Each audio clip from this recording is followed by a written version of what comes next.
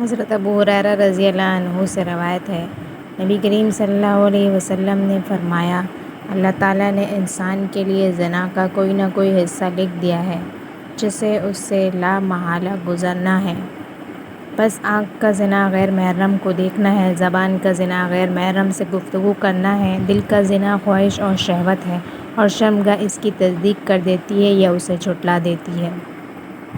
حضرت ابو ہریرہ نے بیان کیا، نبی کریم صلی اللہ علیہ وسلم نے فرمایا، انبیاء میں سے کوئی نبی ایسا نہیں جن کو کوئی نشانیاں یعنی معجزات نہ دیے گئے ہوں جن کے مطابق ان پر ایمان لایا گیا۔ آپ صلی اللہ علیہ وسلم نے فرمایا، انسان ایمان لائے اور مجھے جو بڑا معجزہ دیا گیا وہ قرآن مجید ہے جو اللہ نے میری طرف بھیجا، بس میں امید کرتا ہوں کہ قیامت کے دن شمار میں تمام انبیاء سے زیادہ پیروی کرنے والے میرے ہوں گے۔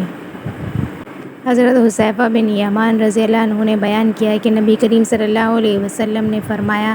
کہ امانت داری آسمان سے بعض لوگوں کے دلوں کی جڑوں میں اتری،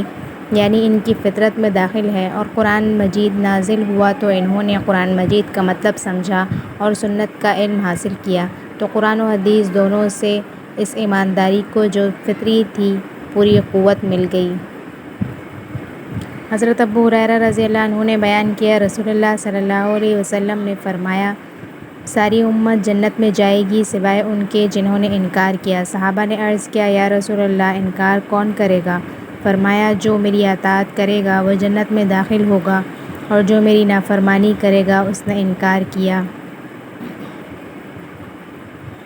حضرت ابو موسیٰ اشعری رضی اللہ عنہ نے بیان کیا، نبی کریم صلی اللہ علیہ وسلم نے فرمایا، میری اور جس دعوت کے ساتھ مجھے اللہ تعالیٰ نے بھیجا ہے اس کی مثال ایک ایسے شخص جیسی ہے جو کسی قوم کے پاس آئے اور کہے، اے قوم، میں نے ایک لشکر اپنی آنکھوں سے دیکھا ہے اور میں تم کو ڈرانے والا ہوں، بس بچاؤ کی صورت کرو۔ تو اس قوم کے ایک گروہ نے بات مان لی اور رات کے شروع میں ہی نکل بھاگے اور حفاظت کی جگہ چلے گئے، لیکن ان کی دوسری جماعت نے جھٹلایا اور اپنی جگہ پر موجود رہے۔ پھر صبح سویرے ہی دشمن کے لشکر نے انہیں آ لیا اور انہیں مارا اور ان کو برباد کر دیا۔ تو یہ مثال ہے اس کی جو میری اطاعت کریں اور جو دعوت میں لایا ہوں اس کی پیروی کریں، اور اس کی مثال ہے جو میری نافرمانی کریں اور جو حق میں لے کر آیا ہوں اسے جھٹلائیں۔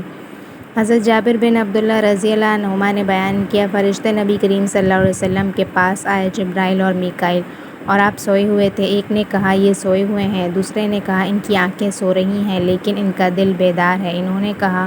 کہ تمہارے ان صاحب کی ایک مثال ہے، پس ان کی مثال بیان کرو۔ تو ان میں سے ایک نے کہا کہ یہ سو رہے ہیں، دوسرے نے کہا کہ آنکھ سو رہی ہے اور دل بیدار ہے۔ انہوں نے کہا،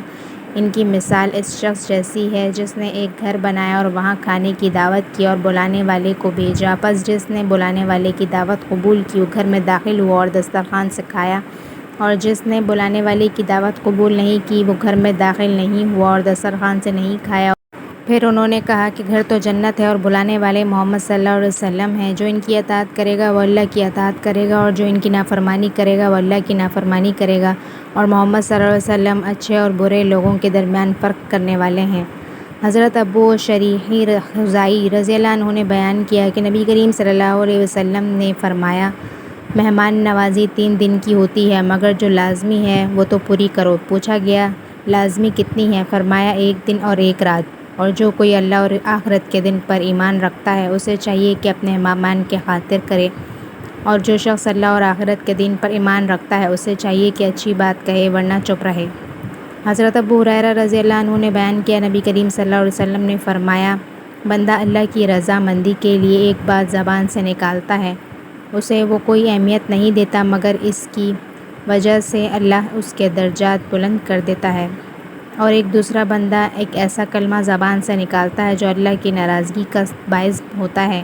اسے وہ کوئی اہمیت نہیں دیتا لیکن اس کی وجہ سے وہ جہنم میں چلا جاتا ہے۔ حضرت حذیفہ رضی اللہ عنہ نے بیان کیا کہ نبی کریم صلی اللہ علیہ وسلم نے فرمایا، پچھلی امتوں میں ایک شخص جسے اپنے برے عملوں کا ڈر تھا، اس نے اپنے گھر والوں سے کہا کہ جب میں مر جاؤں تو میری لاش ریزہ ریزہ کر کے گرم دن میں اٹھا کے دریا میں ڈال دینا۔ اس کے گھر والوں نے اس کے ساتھ ایسا ہی کیا۔ پھر اللہ تعالیٰ نے اسے جمع کیا اور اس سے پوچھا، یہ جو تم نے کیا اس کی وجہ کیا ہے؟ اس شخص نے کہا، پروردگار، مجھے اس پر صرف تیرے خوف نے آمادہ کیا، چنانچہ اللہ تعالیٰ نے اس کی مغفرت فرما دی۔